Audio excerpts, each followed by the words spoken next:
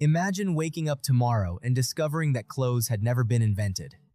No shirts, no pants, no jackets, no shoes.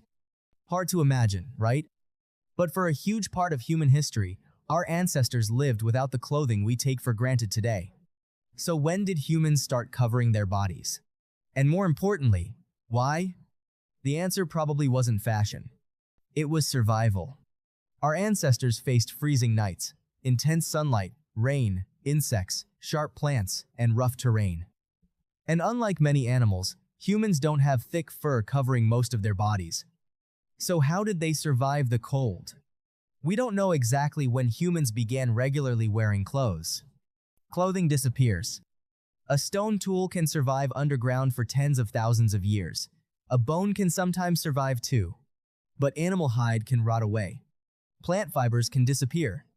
Even ancient leather may leave almost no trace. So researchers have had to look for unusual clues.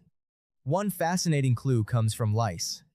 Human head lice and body lice live differently. Scientists have studied their genetic history to estimate when body lice began adapting to clothing. Some research suggests that regular clothing may have appeared roughly 100,000 years ago, although the exact timing is debated. And when clothing first appeared, it probably wasn't about looking good. Nobody was matching colors or choosing styles. A piece of hide had one job: keep the person alive. Imagine spending a freezing night outdoors with nothing but a fire nearby. No insulated jacket, no sleeping bag, no heated house. A simple animal hide could be wrapped around the shoulders, placed over the body, or used as a blanket. It just needed to work. But even that simple hide required skill. Fresh animal skin is heavy and stiff. It can also decay quickly. People had to learn how to scrape it, stretch it, dry it, and preserve it. Generation after generation, those techniques improved. How do you keep the material on your body? You could tie it with leather strips, plant fibers, or animal sinew. Eventually, humans developed something that changed everything: needles. Bone needles allowed people to make tiny holes and stitch pieces of hide together. Now clothing could be shaped around the body instead of simply being wrapped around it. That meant better protection, movement, and insulation. A warmer body meant more energy for walking, hunting, gathering food, and surviving another night.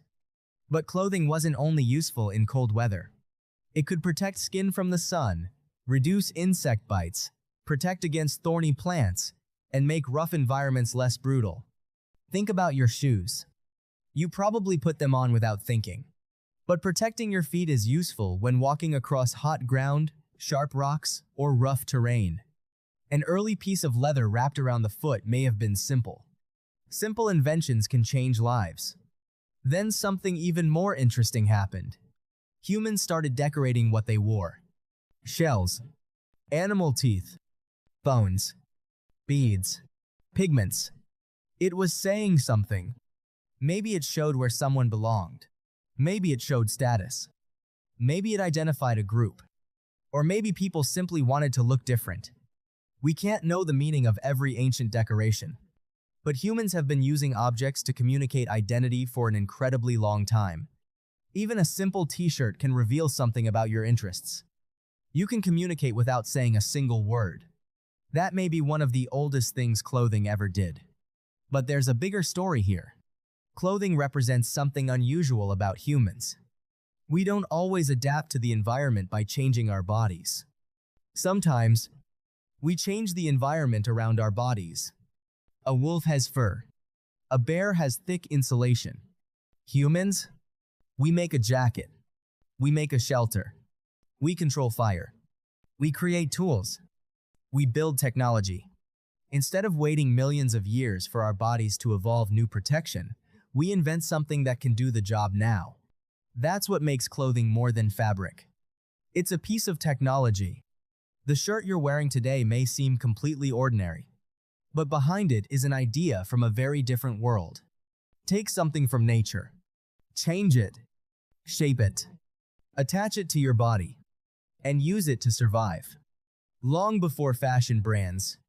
Long before shopping malls. Long before closets filled with choices.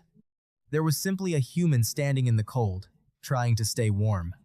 Maybe that's where the story of clothing really begins. Not with fashion, not with status, not with style, but with a human facing an uncomfortable world and finding a way to make survival a little easier. Clothes didn't begin with fashion. They began with survival. If you want more forgotten stories about how humans lived, survived, and changed the world before modern life existed, subscribe and join us for the next journey into the past.